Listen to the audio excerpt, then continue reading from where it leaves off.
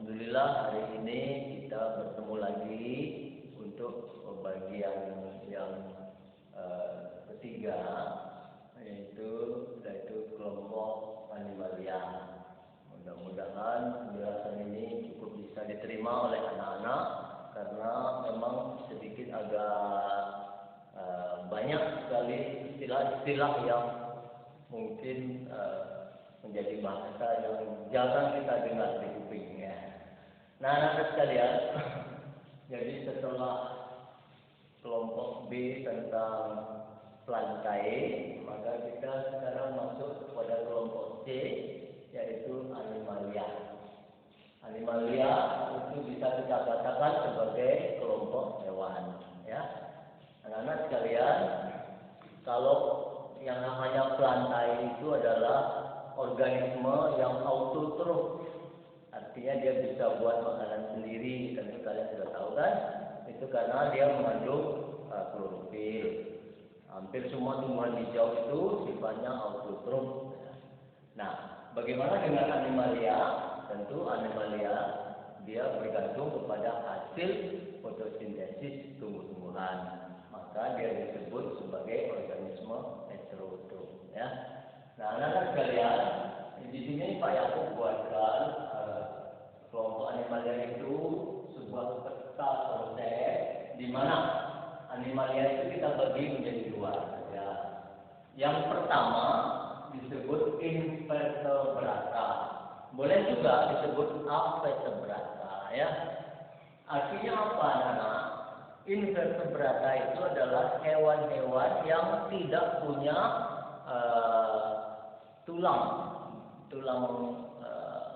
rangka tulang di dalam, ya. Jadi dia rangkanya biasanya di luar, ya. Nanti kita bisa bahas. Ini jumlah invertebrata itu sampai 8 macam, ya. 8 macam. Kemudian kelompok yang kedua, bagian yang kedua dari animalia adalah vertebrata. Vertebrata ini adalah hewan-hewan yang memiliki tulang, rangka di dalam atau tulang termasuk tulang belakang, ya. Nah, jadi kita akan mulai saja dari invertebrata. Invertebrata contohnya ada 8. Jadi hewan-hewan yang tidak punya tulang belakang dan punya rangka di dalam itu ada 8 contohnya. Nah, tetapi nanti ada beberapa seperti 3, 4, dan 5 ini termasuk yang biasa kita sebut jenis cacing, walaupun cacing itu nanti macam-macam, ya. Baik, anak-anak sekalian, akan kita mulai dari pertama, porifera. Apa arti porifera? Pori itu artinya lubang-lubang. Jadi tubuh binatang porifera ini mempunyai pori, mempunyai lubang-lubang halus. Ciri-cirinya berangkat dari tanduk, ya. Porifera itu berangkat dari zat tanduk dan warna tubuhnya bisa saja ada yang berwarna merah, ada yang berwarna hijau, dan ada pula yang berwarna kuning, ya. Kemudian tempat hidupnya dia bisa di air laut yang dangkal, kemudian juga bisa di air tawar, ya. Apa contohnya? Contohnya Euspongia, di dalam bahasa Latinnya yaitu Calispongia piplicifera. Ini bahasa Latinnya. Jadi Euspongia itu spongi itu termasuk tubuh yang mempunyai lubang-lubang atau pori, ya. Nah, yang kedua contohnya adalah bunga karang. Insya Allah anak-anak tahu bunga karang, yaitu biasanya dia bahannya terbuat dari kapur, ya. Dan dia seperti bunga, tapi tumbuhnya di air laut, ya. Nah, itu dalam bahasa Latinnya disebut Demospongia. Jadi itu yang pertama, anak-anak. Kemudian yang kedua adalah Colestrata. Binatang Colestrata ini dia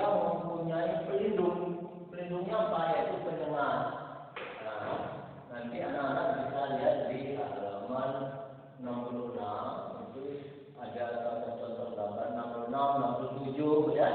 Nah, itu tubuhnya berongga.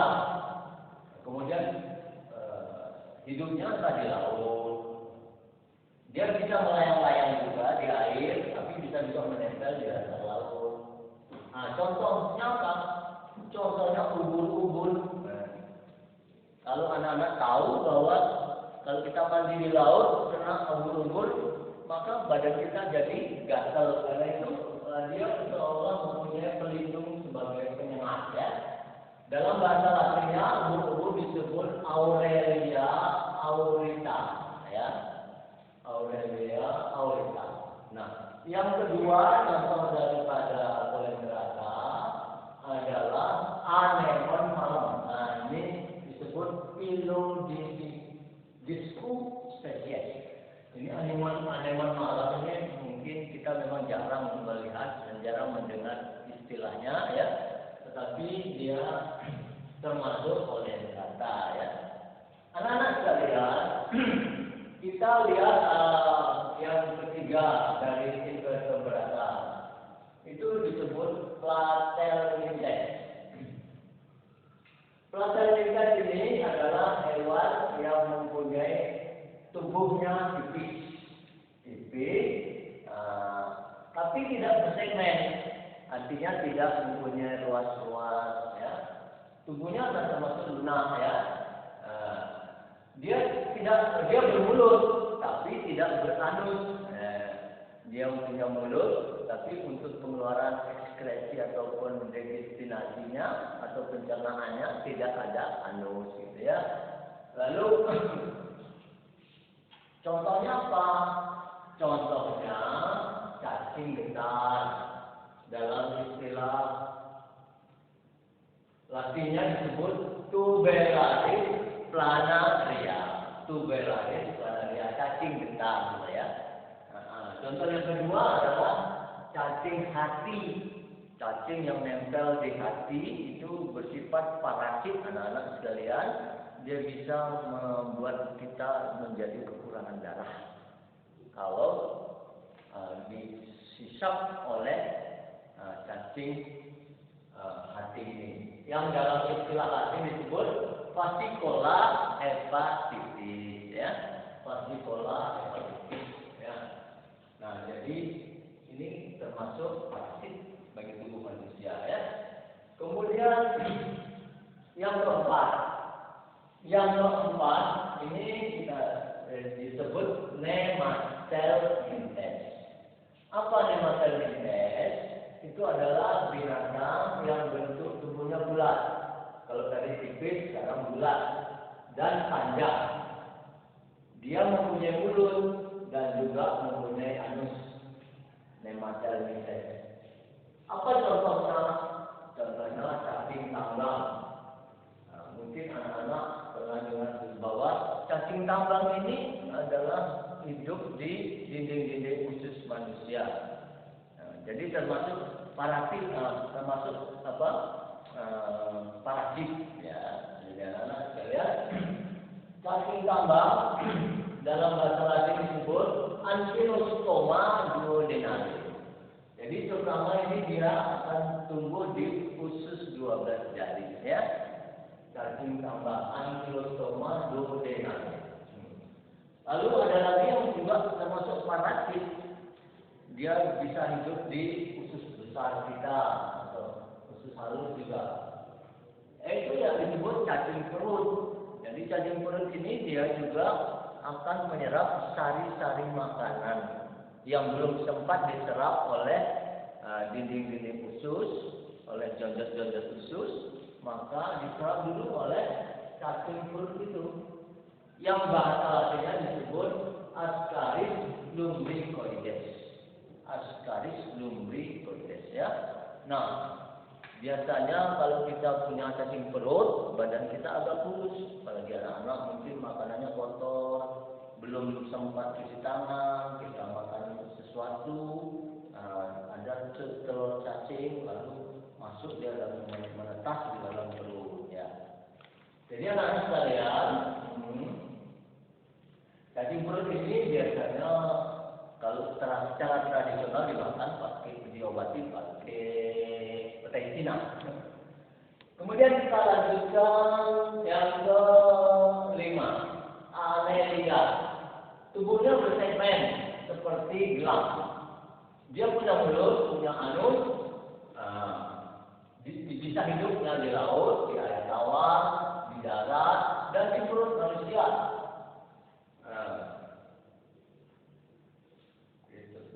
Nah, anak-anak sekalian, dengan kata lain bahwa contoh daripada Annelida ini adalah lintas. Dalam bahasa Latinnya disebut Hirudine spesies. Kemudian kaki pantai juga ada, yaitu wawu dan palalu. Ya. Jadi dia itu yang hidup di laut, tapi di daerah pantai. Ya. Kemudian yang keenam disebut moluska. Moluska ini tubuhnya lunak, tapi dia berlindung di cangkang. Ada yang tidak berlindung di cangkang, tapi dengan kata lain, ya sama sekali tidak punya cangkang, tapi ada juga, ya seperti ada di dalam cangkangnya ya. Tapi ya yang jelas kalau dari luar dia tidak ada pelindungnya. Padahal dia termasuk moluska, ya. Yang tidak mempunyai cangkang itu adalah cumi-cumi dan gurita. Contoh lain daripada moluska adalah semua jenis keong atau siput yang disebut dalam bahasa Latinnya Achatina pudica. Jadi seperti keong yang ada di tanaman ya. Dan kemudian juga kerang. Kerang ini yang biasanya di dalamnya berisi mutiara. Nah, itu dalam bahasa Latin disebut Pinctada maxima. Anak-anak sekalian, tiga ini sering juga disebut jadi cacing. Platelmintes, Nematelmintes, dan Annelida. Tadi kita sudah sampai moluska. Moluska bedanya dia mempunyai pelindung dari bahan bisa dari kapur maupun chitin. Kemudian yang ketujuh namanya Echinodermata. Kelompok Echinodermata, ciri-cirinya tubuhnya itu dilindungi dengan duri. Nah, dia mempunyai rangka juga di luar. Biasanya ada kapur untuk rangka di luar. Jadi biasanya keras itu Echinodermata ya. Hidupnya bisa di laut, bisa di darat, dan bisa di air tawar. Contohnya duri landak. Wah ini kalau kita mandi di laut kena duri landak juga gatal dan sakit, bisa merah-merah badan kita ya. Itu dalam bahasa Latinnya disebut diadema psicosom, duri landak. Yang kedua contohnya adalah bintang ular. Bintang ular ini dia juga seperti bintang memang ya, seperti bintang ada sisi limanya. Nah itu dalam bahasa Latin disebut Ophiuchus spesies ya. Dan yang berikutnya adalah arthropoda. Arthropoda ini adalah hewan yang invertebrata dengan ciri-ciri kakinya berbuku-buku atau berluas-luas ya. Rangka di luar disusun dari zat chitin. Kalau kapurnya tidak begitu menonjol, tapi chitinnya yang paling menonjol. Tubuhnya berkepala, berperut dan berkaki. Jadi telah lengkap. Ada kalau dalam bahasa Latin ilmiahnya kepala itu disebut cephalopoda. Kemudian badan itu disebut abdomen. Lalu kaki itu disebut thorax ya. Nah nanti kita bisa belajar lebih jauh. Contohnya apa? Contohnya laba-laba. Dalam bahasa Latin disebut Lexoceles reclusa. Contoh lain lagi adalah kepiting. Kepiting, nah ini di samping dia mempunyai chitin di luarnya, tapi dagingnya lembek dan di luar artinya tidak terlalu lembek, tapi enak untuk dimakan ya, kepiting ya. Bahasa Latinnya disebut Cancer panus. atau Cancer fungus. Nah, anak sekalian, seperti lipan, ya, itu termasuk juga arthropoda. Serangga itu termasuk arthropoda. Dia berulat-ulat. Baik, anak sekalian, kayaknya kita sudah cukup membahas tentang invertebrata. Invertebrata, maka kita masuk pada vertebrata. Vertebrata ini adalah semua hewan yang bertulang belakang disebut vertebrata. Contohnya apa? Burung. Burung bahasa biologinya disebut insek. Kemudian amfibia. Amfibia ini contohnya binatang yang berdarah dingin. Nah, sedangkan insek itu adalah ikan, ya. Ikan itu juga mungkin insek atau itu adalah contohnya ikan, dia termasuk berdarah dingin. Kemudian amfibia itu seperti kodok, contohnya itu adalah juga berdarah dingin. Kemudian reptil, reptil ini binatang yang melata, itu juga berdarah dingin seperti ular. Amfib atau burung berdarah panas. Dan mamalia atau binatang menyusui itu juga berdarah panas. Di dalam biologi atau ya ilmu biologi itu bahwa binatang berdarah dingin disebut poikilocerum, sedangkan binatang berdarah panas maaf. Nah, anak sekalian, kita lanjutkan. Binatang berdarah panas disebut Homo eotherum. Ya. Sekarang kita lihat ciri-ciri daripada binatang berdarah, binatang vertebrata. Anak-anak bisa lihat sendiri karena kita sudah banyak mengenal seperti ikan. Ikan itu bentuknya streamline. Streamline itu seperti pesawat, ya. Kemudian dia mempunyai bertitik, lalu ada biasanya kalau di air dia bernafas seperti insang. Kemudian amfibia, amfibia ini kulitnya dingin, kulitnya lembab, contohnya kodok itu termasuk, ya. Kemudian reptil, reptil ini kulitnya bersisik, contohnya ular, kadal, buaya itu termasuk reptil. Seperti komodo termasuk reptil, ya. Kemudian amfib burung itu berdarah panas atau Homo eotherum. Contohnya yang paling banyak kita korbankan yaitu ayam. Setiap kali ayam pasti potongnya dan jumlahnya banyak. Kemudian angsa, burung. Nah, yang terakhir mamalia. Mamalia itu adalah hewan yang menyusui. Mama, dari kata mama itu mama, ayah, memek, mimi. Kemudian dia pasti berdarah panas, contohnya gajah, sapi, dan kera. Manusia itu termasuk juga berdarah panas, ya. Seperti di sini tadi soal hewan, berarti ya manusia nanti pembahasannya tersendiri. Baik, anak-anak sekalian, inilah tentang kelompok animalia. Dan Bapak Yaku minta supaya nanti anak-anak bisa mengerjakan penilaian harian halaman 74. Itu ada 20 soal pilihan ganda. Itu saja yang kamu kerjakan.